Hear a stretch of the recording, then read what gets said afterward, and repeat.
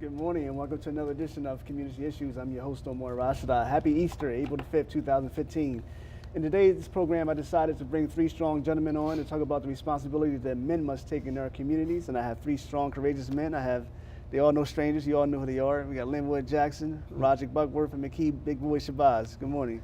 Morning, Omar. How are you? kieb Booker. I said I didn't get the full name. kieb Shabazz Booker. All right, gentlemen, just give a brief overview of if you're involved with any type of organization or if you're a radio talk show host or you're an actor, just give a brief synopsis of who you are and what is it that you do. Well, I'm Linwood Jackson, and I'm a TV and radio talk show host. I host my show 2 to 3 every Sunday, and we talk about the issues, the fun stuff, and the solutions to those issues. All right, Roger. I'm Rodrick Buckworth. I'm a rapper / actor now. Okay. I'm just going around talking to people about domestic violence, gun violence, and everything like that. I actually work with across the street Brandywine Counseling. Oh, okay. I work with them now, so. All right. Yeah, my name is kieb Booker. I'm from Stop the Violence Prayer Chain Foundation, and basically I'm just a community activist. All right, I heard the word violence a couple of times in the introductions. Let's start off with violence when it comes to the men. We got all African American panel here. In our communities for a very, very, very long time, it just seems that almost every day, brothers are shooting one another, getting in fights. I was watching news the other day that there's some mall, a whole group of people were fighting. You were a victim of gun violence. kieb, your sister died in 1996 of gun violence.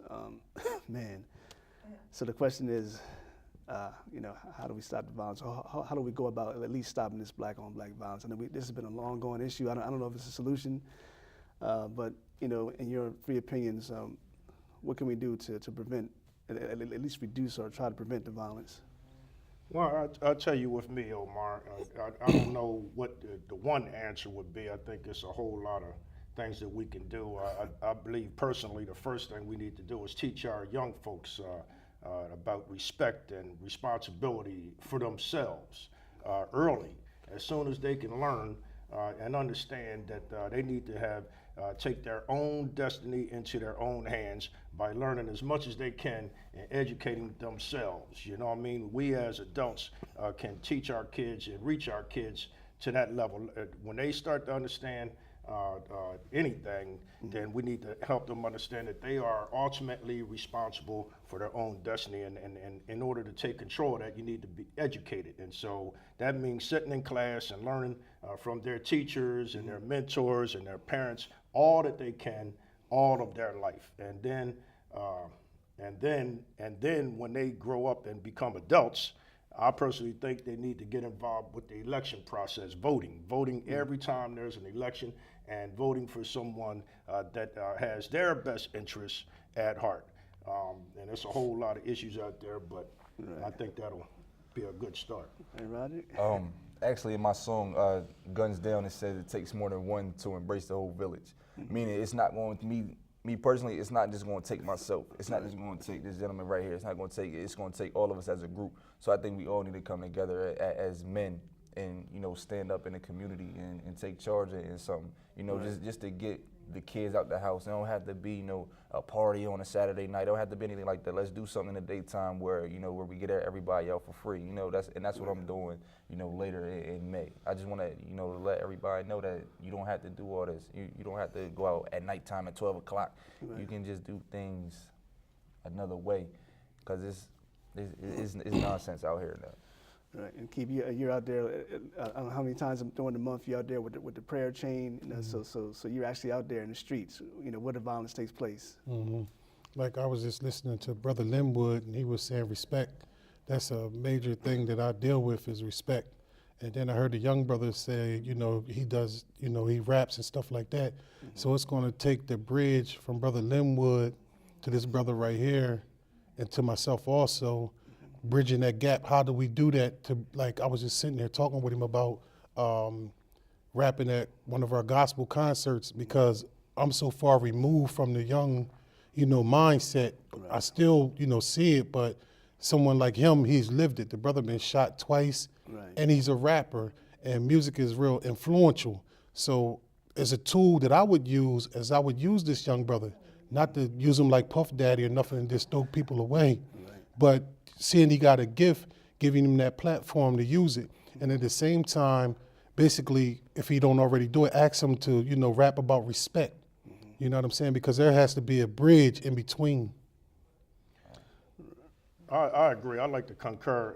The young brother also, they're right. We need everybody involved in this project, especially our young people. Young people listen to other young people. They have another language that they're communicating on. Right. And so, having a platform like yours, Omar, and bringing young folks to the table.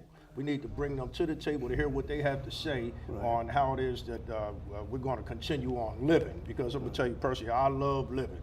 And we need to instill in that in our young people early. It goes back to that education thing. So I have to commend the young brother for reaching out, and we wish and pray that more of them would. One of the things, I had a conversation at a Stop the Violence program with a gentleman that was held at the University of Delaware yesterday. There are those, look, for example, Malcolm X. Before he was Malcolm X, he was a hustler. He was pimp. He was out there doing this, that, and the other. And I was listening to Pastor Bishop Townsend. He talked about how his past and how God saved him. He got doctorate degrees, and he's a bishop. He's a college professor, and all the good stuff. How does his brother change? Let's say you got a brother out there that hang around West 20-something Street, East 20-something Street, this place, that place, selling drugs, hustling, getting in fights, not taking responsibility as a man, but he wants to change. So, how can one go about changing? I mean, I don't think it's going to take. It's definitely not going to take overnight. It's definitely not going to do that. You just gotta take baby steps. Honestly, you gotta do one step at a time. You can't just jump into the pool. You gotta test the waters out first, and it's not going to be overnight. You just gotta train yourself into other things to do. You gotta do another gateway. You gotta have another outlet other than hitting a block at nighttime. You gotta have another outlet. You can't just keep doing that to yourself. Kieb, I mean, what I was thinking when I heard both of them speaking was, the Bible says that bad company, it spoils good mannerism, so to speak. I always paraphrase. I never quote the Bible like that, but I speak the Bible in a language where everybody can really understand it, even Ebonics sometimes. But when you think about getting that level of respect, and with dealing with the youth who's hanging around the wrong crowd, it's brothers like us it's going to take us to really pull them up. But we're going to have to use more than just what we're taught for as a corporate mindset. We have to adapt to them. And I believe the more that we listen to brothers like this young brother, then, even through his influential rapping, that can, deter a lot of them from hanging with people, because it's simple as this. I hung around somebody, I caught a drug charge, but I wasn't a drug dealer. I listened to Public Enemy, Fight the Power. I never wanted to sell drugs. But because I was around somebody selling drugs, I caught the charge.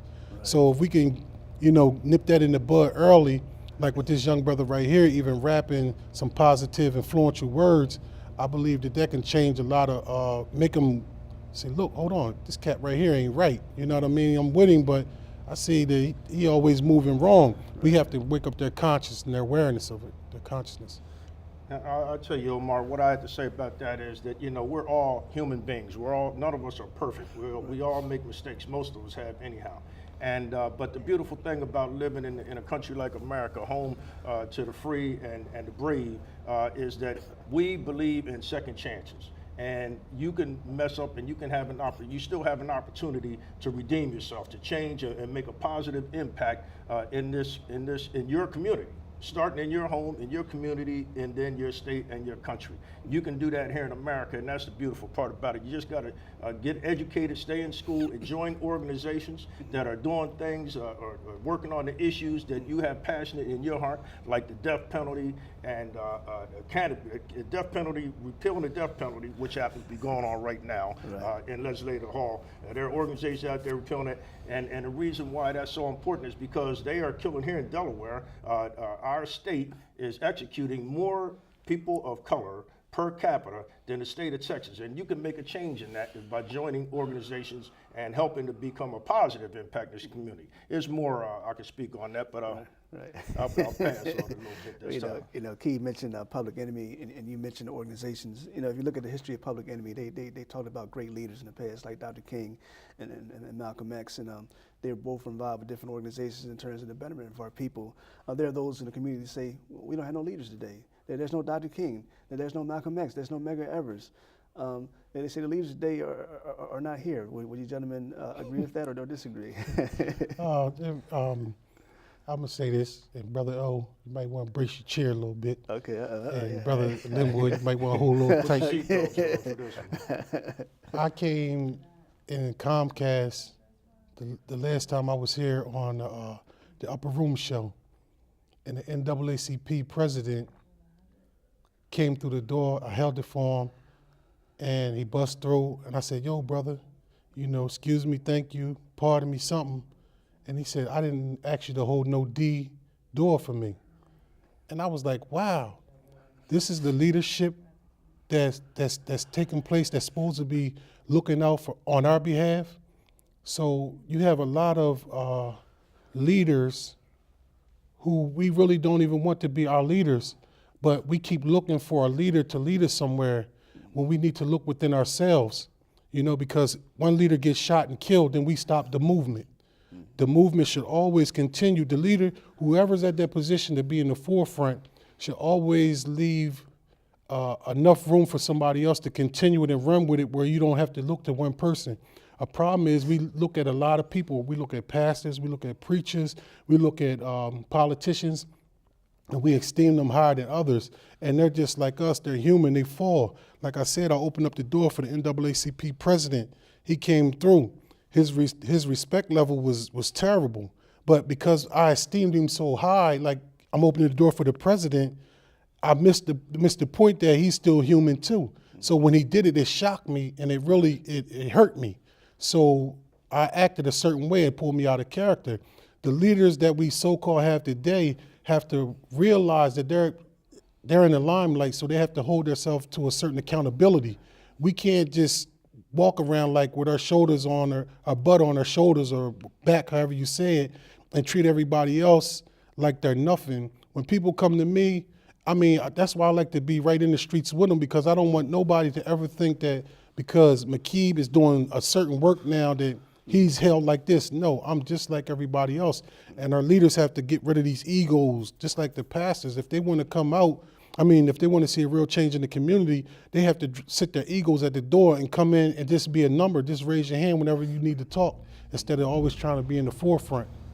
And listening what he's talking about, I can say that people are scared to step up.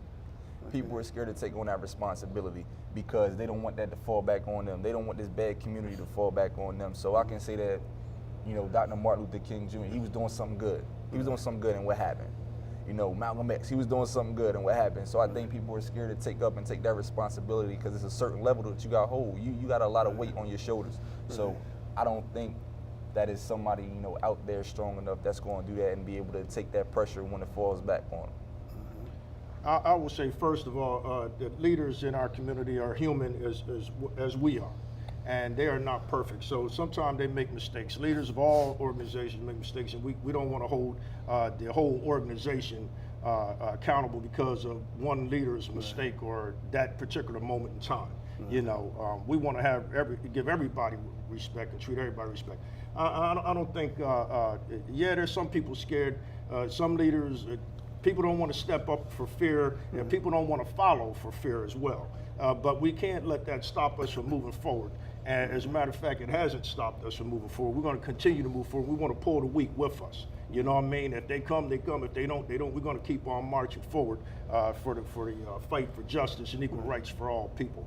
And we got to hold ourselves accountable and responsible for our actions. I think that's what we're talking about today is men stepping up and becoming responsible citizens in our community. And that's what it's all about. I think for any man, I think the number one thing that he needs to do, if he has children, he has to be a father to his children. Amen.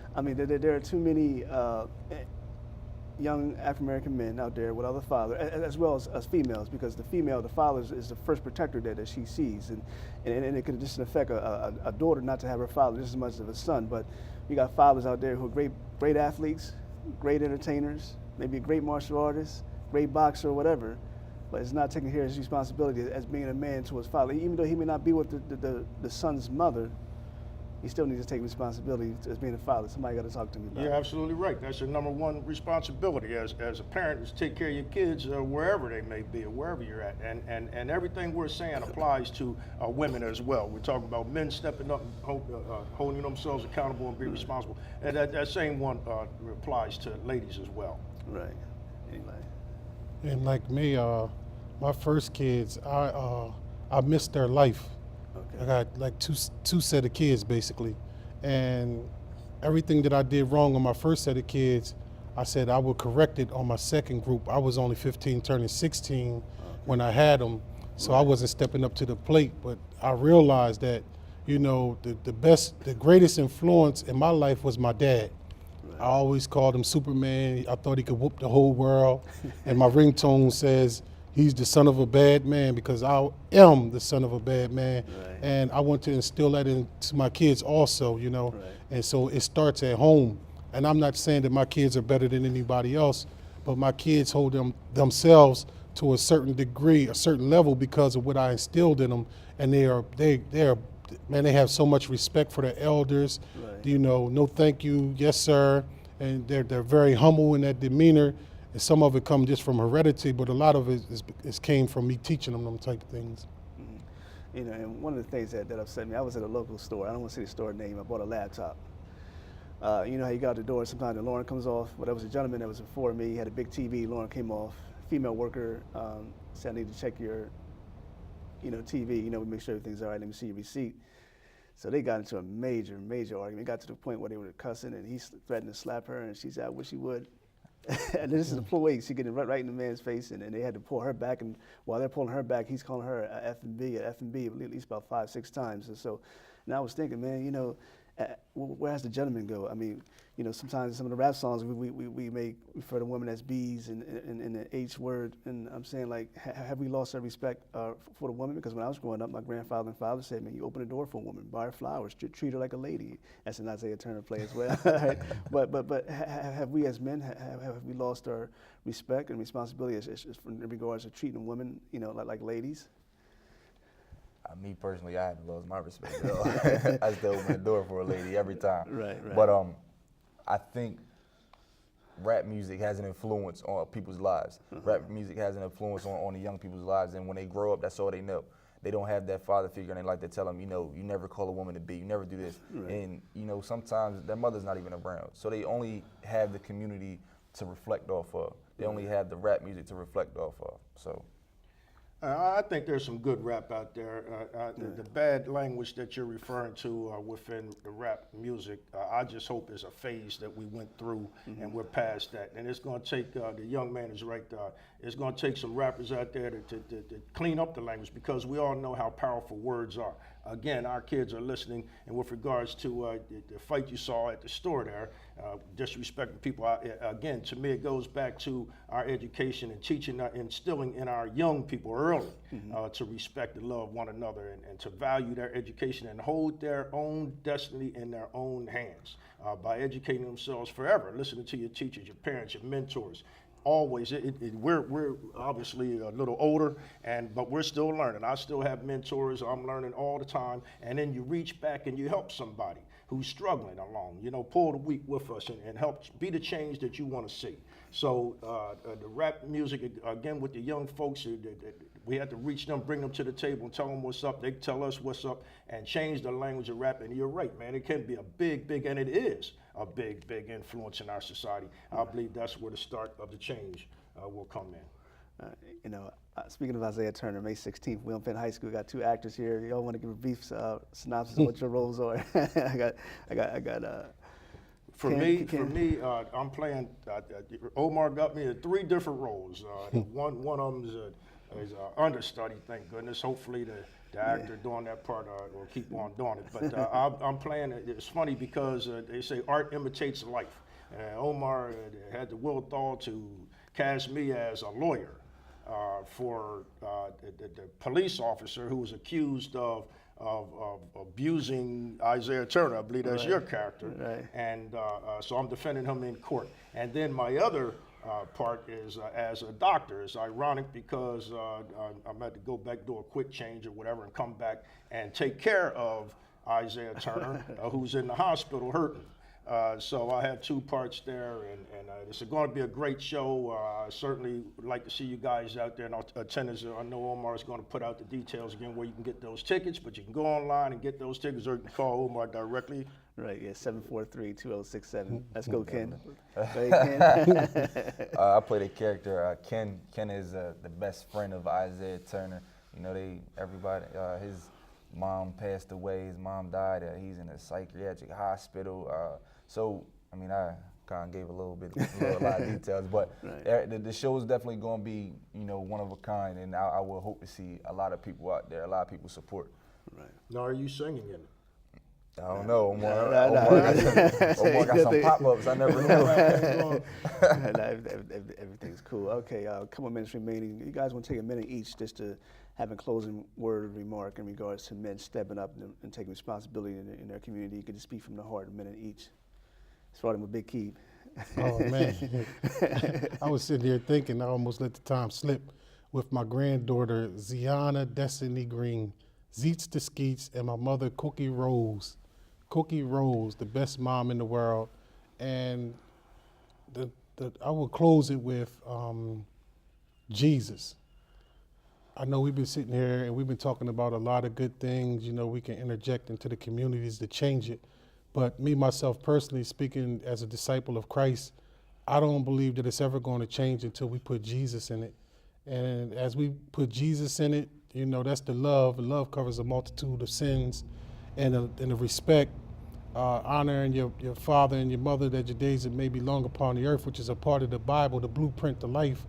As we interject that into the community, I believe that that's where the change lies at, because I read Revelations, and I always say the end, because in the end we win, but it's going to be a great falling away before it happens.